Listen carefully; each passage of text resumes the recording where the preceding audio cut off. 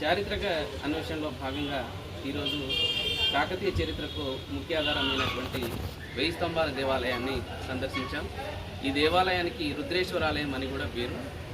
ఈ దేవాలయానికి 1000 స్తంభాల దేవాలయం అని పేరు రావడానికి గల కారణం, కాకతీయ రుద్రుడు పరిపాలించే కాలంలో 1000 స్తంభములతోటి ఈ యొక్క దేవాలయాన్ని నిర్మించారు. కాబట్టి ఈ దేవాలయాన్ని మనం 1000 స్తంభాల దేవాలయంగా చెప్పవచ్చు. ఈ దేవాలయంలో ప్రత్యేక ఆకర్షణగా నక్షత్ర ఆకారంలో ఉన్నటువంటి దేవాలయం మరియు త్రికూటాలయం మనం ఇక్కడ సందర్శించవచ్చు.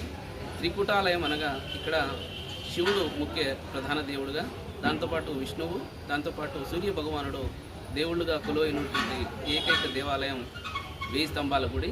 ఇక్కడ ప్రధాన ఆకర్షణగా ఏకరాతి శిలపై నిర్మించినటువంటి నంది విగ్రహం, దాంతోపాటు మనం ఇక్కడ ఏకరాతి శిలపై నిర్మించినటువంటి అద్భుతమైనటువంటి ఏనుగు శిల్పాలను ఇక్కడ మనం సందర్శించవచ్చు. కాకతీయ శిల్పులు చాళుక్యుల కాలం నాటి వ్యవహార శైలిని, శిల్పకళని కొనసాగించారు. వాళ్ళ కళా పిపాస, వాళ్ళ కళా నైపుణ్యం మచ్చుతునికగా మనం చెప్పవచ్చు.